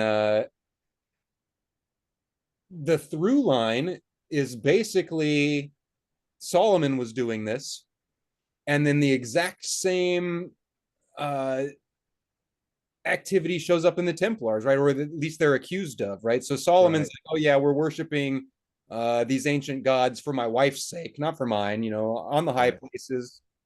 And then the Templars supposedly go down there, and oh, now they're accused of worshiping similar type deities. There's an immediate through line. And then on Yeah. top of that, their symbols look like those symbols in the Pentacles of Solomon. Right. So what exactly is going on there? Yeah, And there's definitely a there. I mean, they chose those symbols to look like those things from the book of or the Key of Solomon. So either they wrote the Key of Solomon yep, yep. based on knowledge and magical practices and occult wisdom that they learned while they were in the Holy Land and in the Middle East, which is quite possible, and created this kind of, I don't know, quasi modern um form of like magic built, from all these different places. Mm-hmm. Or they found it, and maybe it was something that Solomon buried because he didn't want, he was redeemed and he didn't want to, um he I guess he didn't want anybody else to find it and use it and have that information. And maybe they found it. I would lean a little bit more towards, well, I don't know, man. I really don't know. I'm split on that, man. It could be from Solomon's time, it could be from them. It makes it no less interesting what they were up to and what they were doing. Yeah. I think it's pretty clear that they had something to do with that grimoire. I think that the magic that's kind of the way it's described is based in something older. So I don't Right. I don't think that they were just like, oh, here's the Key of Solomon, this is our book. It was like, oh, here's Ovid, and here's all these other things that we got. Here's all the Greek ancient stories. Mm-hmm. And they kind of put it all together and said, oh, this is ancient knowledge, ancient science, Right. and that became their religion. If it wasn't already before, it's kind of hard to tell. Once you get back before the Templars, there's not a lot of information, uh, Yeah. at least that I Yeah. can find and digest. No, not unless you can read Aramaic or Sanskrit or, Latin, Greek, ancient Greek at the least. It kind of looks like it all pops up right there with them, and then they have all these symbols, and it's I don't think it's coincidental at all. No, I don't think so either. I think we're on the same page there. Um, oh, I was gonna finish reading those um those accusations Yeah, yeah. because I it's a really concise, like, kind of outline of what they were. Um, so we got past the butt stuff and the talking head. Okay, they had to swear not to reveal what was said at their reception. They were only allowed to confess their sins to a brother of the order. They did not correct these errors, which were said to be of long and general observance or ancient customs. The order did not make charitable gifts as is ought, nor was hospitality practiced. They did not reckon it they did not reckon it a sin in the order to acquire properties belonging to another by legal or illegal means. They did not reckon it a sin in the order to procure increase and profit for the order in whatsoever way they could. Perjury was not reckoned a sin if done to win gain for the order. They held chapters in secret at night. So, I mean, these what kind of makes me believe that these accusations ring somewhat true is that they run the gamut from, hey, they didn't confess to the right person, to they peed on the cross. You know what I mean? I mean, there's a pretty big spectrum there, and it doesn't seem like it seems like you'd leave out the other little ritual things. You're Right. like, You don't you need know, to we've talk got them about. worshiping the Baphomet, talking to a head, and peeing on the cross and doing butt stuff. Like, you've got what you need, you know, in the world at that time to condemn these guys. But the Mhm. fact that it's a much more comprehensive list of like, hey, they would acquire a property through like military force. Well, yes, so would everybody. You know what I mean? Like that was the time. So it does ring a little bit more true that all of that is included in these accusations. That's I thought that was interesting. I never really put that together reading those. I feel convinced of it, and I think well that most of it is true, and I think it might just be because it rings so true as far as secret societies in general. Like, well, yeah, that's what they do. And then, I mean, maybe not the butt stuff. And then, um, yeah, it just rang so true to me. But beyond that, I assume that there's no good guys in this situation, right? Like people always want to say, yeah. oh, well, one side has to be good, and that's not my perspective. So I Yeah, could, I've always had the feeling that the good guys in the world at that time were generally the guys who couldn't read yeah, yeah. and were toiling. You know what I mean? I feel like there was a very long period between, you know, the resurrection and, you know, and I've got my own issues with the Protestant Reformation and Luther, and he's got some crap too. But like, Benefit to this, I would have considered myself a Protestant up to this point. I work for Catholics. The company that I work for is okay, proud Catholics. And oh so I yeah, would always proudly call myself a Protestant. right. And in studying this, I think the Touches conclusion that everybody. I think that the Protestantism was a cover for Yeah. this secret religion. And they were like, guys, we gotta, kind of widen the net here and make ourselves less obvious. We gotta not stand out so much. Yeah. Well, when you look at, the the Huguenots, Yep. coming from that same area in a Catholic country where it was at the least frowned upon to not be Catholic, it does seem, and a lot of these guys, and you look back at I keep saying this, the Merovingian, the Plantagenets, none of that seems like a real in the upper levels. The proletariat. Yeah, I think okay, we're starting to get some knowledge about the Bible that we weren't allowed to have, and we're not necessarily down with what uh the Roman Church is doing, so we want to go a different way. But up at the upper levels, man, those elite bloodlines and stuff like that, they really don't really seem to matter which denomination that they are. I mean, can you really see that in the Stuarts? The whole Stuart line, they went back and forth from Protestant to Catholic, and varying degrees of militant Catholic, and then a not so militant Catholic, and then a militant Protestant, and a not so, and like I said on previous podcasts, I think their big thing was this bloodline and these mysteries and passing that down. Mhm. I don't think it had anything to do with their denomination. I No. think they did have a somewhat, a a beef with the Catholic Church, and so that was an obvious aversion to that. And then when this Protestantism thing pops up, well, okay, there's another um area that we can go in away from the church, but still keep ourselves covered, because it still wasn't cool to be, at that time, a tree hugging, you know druid wannabe, and it wasn't okay. So I could see them, hijacking Protestantism as I well. think what gave me the first few clues was looking at Martin Luther's symbol that he had made. and the thing is unbelievably alchemical. Really? It's all the alchemical colors, and it has the 5-petaled rose in the middle, which is Oh yeah. elitist all the way. Well then, yeah, and then you've got, that same similar symbolism being either hijacked or, adepts using it in the Rosicrucian order.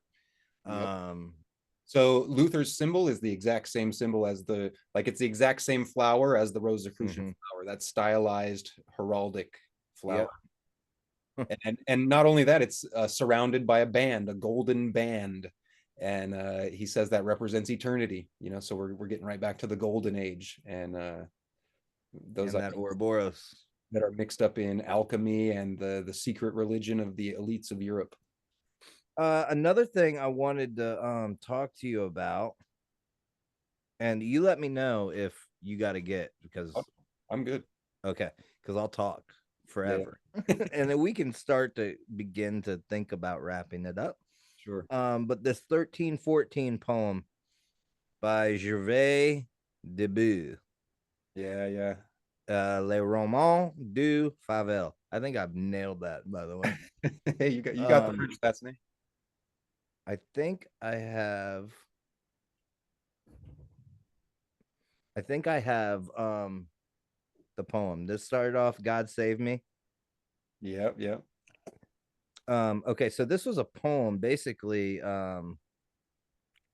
crapping all over the Templars very shortly after they're outlawed and executed. I mean, de Molay, I mean, they were outlawed in 1307, but he wasn't actually put to death until what, 1314? I'd have to look, but yeah, I think you're I right. think it's right around when they finally like kill the Grand Master, burn him at the stake. This guy, and I don't know if you know any background about this guy, but he writes a poem in 1314, and I find it pretty interesting. You have any background on him at all? Uh, so this was basically a polemic that he was writing. It was a poem, Mm-hmm. and it was set to music. Uh, Okay. he was a Catholic for sure. Beyond that, I got nothing off the top of my head. Okay. All right. I'm gonna read this poem. Because then it just the words he uses is crazy, and it's called Le Roman du Favel, which means The Romance of Fauvel. the romance of Favel. God save me, Favel has succeeded in disordering all the religious orders. It is clear that Favel is a bad leader. He has recently brought to grief an order which used to be one of the most honored of all. This animal has succeeded in making our mother, Holy Church, grieve and lament. The open fraud of the Templars, which condemned them to death and loss, has made our mother sad and sorrowful, sigh and sob, so that every man who is a good son of the Holy Church ought to shudder. The Templars have brought her to grief, so that she laments in great distress and bewails. They were all infected by it. It is more than 100 years since their mischief first appeared.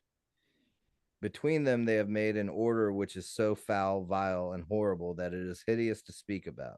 It's hideous to speak about it. As soon as they received someone into their order, they made him deny God and despise Jesus Christ and the cross, commanding him to spit on it. They kissed each other's buttocks. They did many things. Alas, it is a shame that they were ever born of Adam, because they will all be condemned and scattered and destroyed. Alas, alas, and with good reason, for they have carried on in this foul way for too long. If they had reigned any longer, Christianity would certainly have been completely poisoned. So those who do not avoid doing things to please Favel are right fools. Favel taught them to live falsely in the world. Such is the payment for those who serve such a master. When Favel has got his servants lost, he gives them their payment. And the catch there would be that Fauvel is half man, half beast, right? Some sort of Baphomet type figure. Right. And you kind of break down the etymology, maybe not the etymology, but yeah, I think a The little bit of source etymology. of it, maybe. Yeah, with the false fawn god, and get into that, because that was really really wild. And then you can see in my, well, I don't know if you can see in my notes, but it I got way down to the bottom of the page with questions I wanted to ask, and then I got to that, and now there's arrows everywhere, just like a serial killer's like. You need some red string Yeah. yarn. So FAVL is an acronym, FAVVEL, for where are they? Flattery, avarice, vileness, variability, envy, and laxity. But I was kind of going my own direction with it, which is FAU, or false, and FAV, FAUV, all of this in French, of course, being fawn, and then L, not in French, being a Middle Eastern term for God. So false fawn god, essentially, all mixed together. And then that totally fits in with flattery, avarice, vileness, variability, envy, and laxity. It fits right in there. So Yeah. I don't see any reason why it wouldn't be the case. It's my own assumption. There was no evidence in the world that I saw of it, but it's the conclusion I came to. I like it. Now, what is the connection to the Feast of Fools, which was basically a, go ahead. So I don't have it written here, and I don't know the exact connection, but I do know that they were both in southern France at the same time. Okay. And they were being celebrated, or this story of Flavel came out in the same era and area where they were celebrating the Feast of Fools, which turns out to be a reworked version of Saturnalia, right? Which, worshiping Saturn, and would end in the days of the Romans with a sacrifice. Right. And it's no evidence that the Romans were sacrificing anybody, but mock sacrifice, I think, probably survived, at least like an effigy type sacrifice. Yeah, right. Like Bohemian Grove. Exactly. And then well then, and then the sacrifices, you go back to that Key of Solomon and those very explicit, detailed,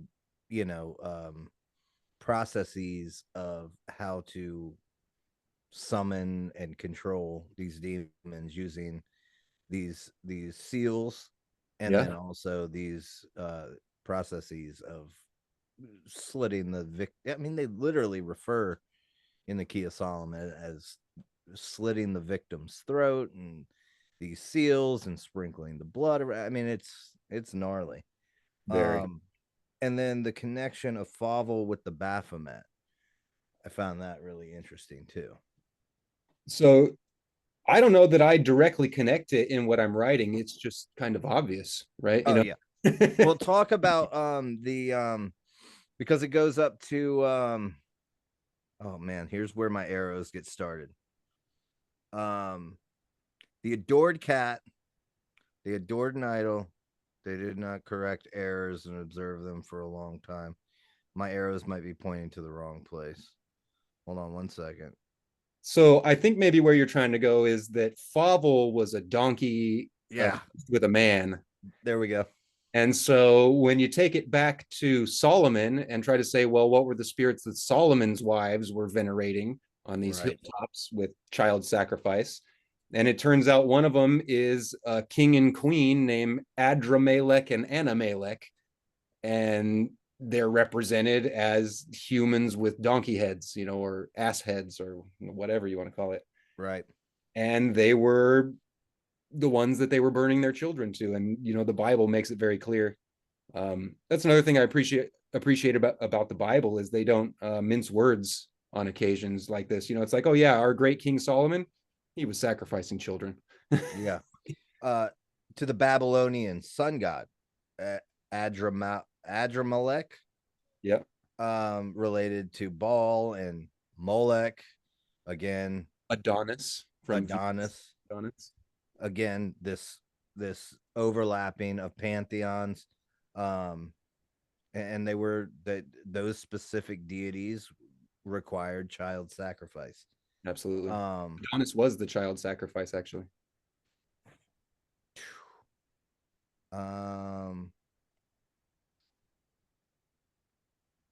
Okay, I've got something here. But really, I wasn't trying to make a point here that it was Adramelech or Anamelech in particular, but that it was Right. just these grouping of the ancient gods, because they always show up man and beast mixed together. Right. Well, And and then when you look at the Baphomet, and the Baphomet is supposedly comes from that area.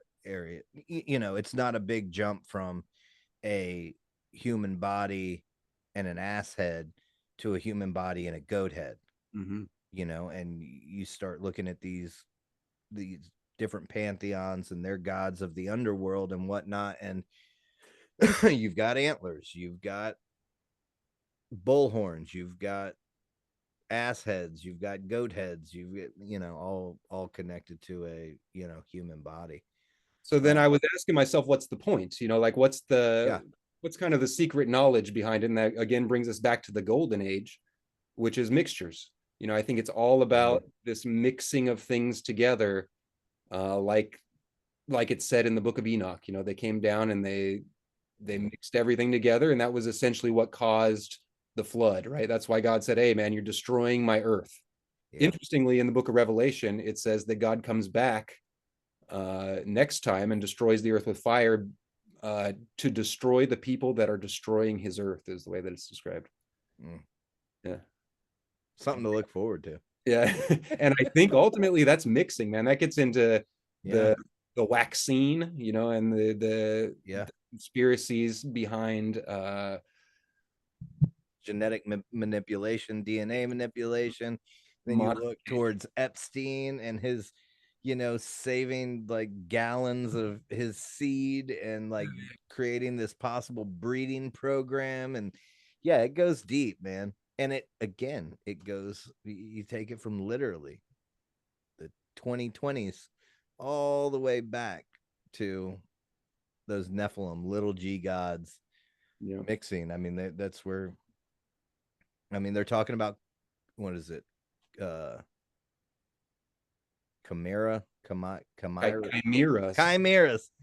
Um, now they're talking about doing that now, and that was one of the charges against the fallen angels and the Nephilim, breeding different animals together and coming up with these weird mixes of animals Absolutely. And that's that end up ultimately finding their way a few thousand years in the future to the heraldry of these same elite families.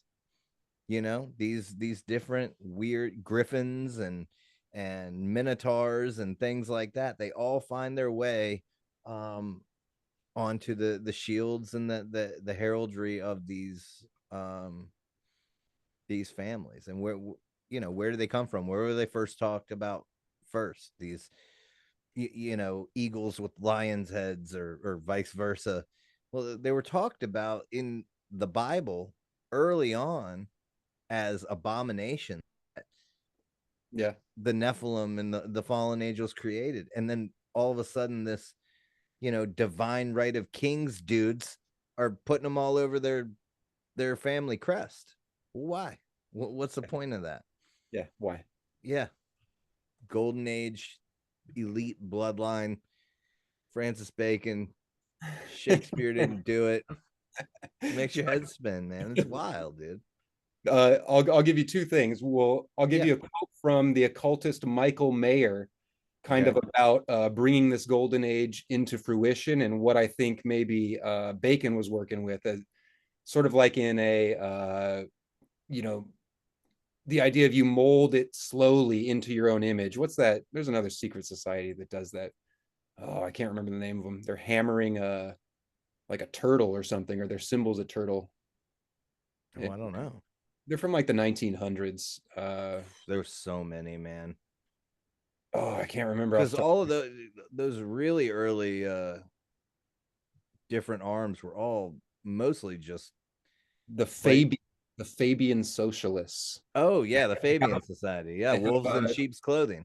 yeah. And they Yeah. have something that says, molding the world into our image slowly, or Yep. something. Horrible paraphrase. Oh, dude, the Fabian Society is so dug into. I want to say like Trilateral Commission, maybe UN. Win for sure. UN. Yeah, there's just like these tendrils of these. Yeah, Yeah, it's the weird. same British, the British tendrils, I think, is what we're talking about here. Yeah, yeah, it is. So Michael Meyer kind of gave this alchemical description of the golden age that he wants to bring about. Okay. The fruit in the belly of the wind, which still lives concealed, when it is born in the light, will exceed by far the words and deeds of all great heroes, through art and strong force and its body's work. Look to it that this fruit be not born unseemly before its time, but that in right measure it comes living onto the earth. That's it.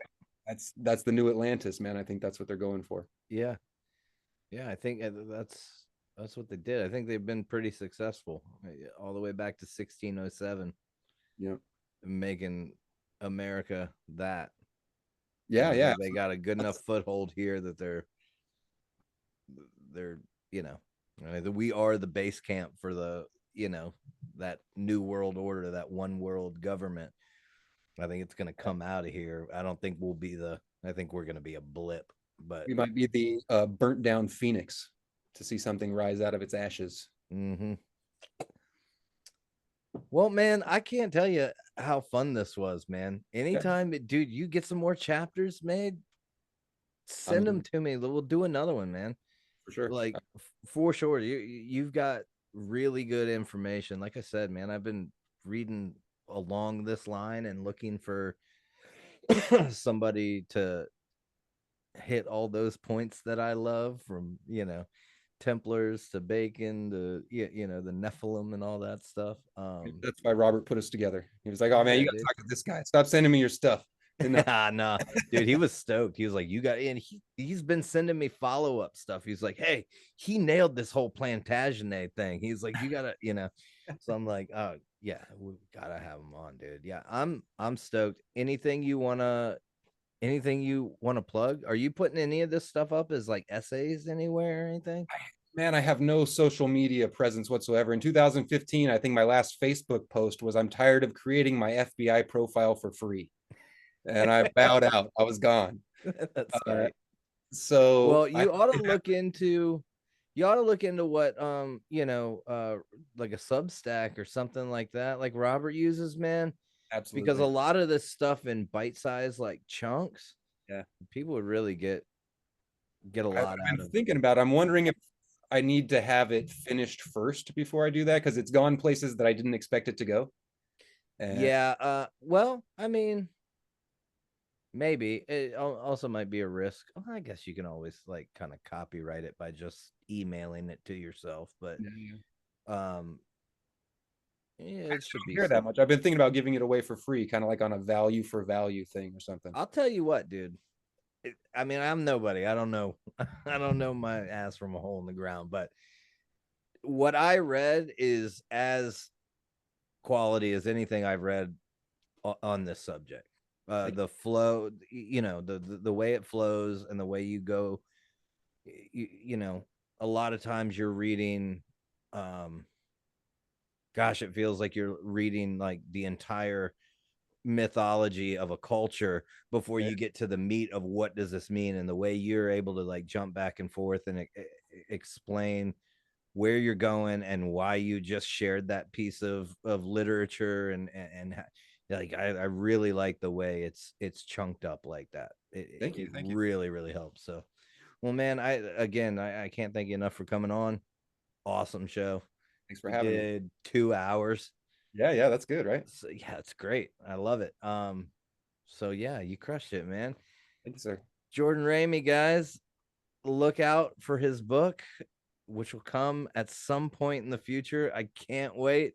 It's gonna be called, working title at least, Shakespeare Is Climate Change. Sir, brilliant. So anyway, thank you, brother. I appreciate it, man. Stay in touch. You've got my number, I've got yours. So we'll do it again. And again, anytime you want to send anything to me, I'll keep reading it. I'll be the first one to finish the book. All right, man. Have a great one. Thank you so much. Goodbye. All right, bye.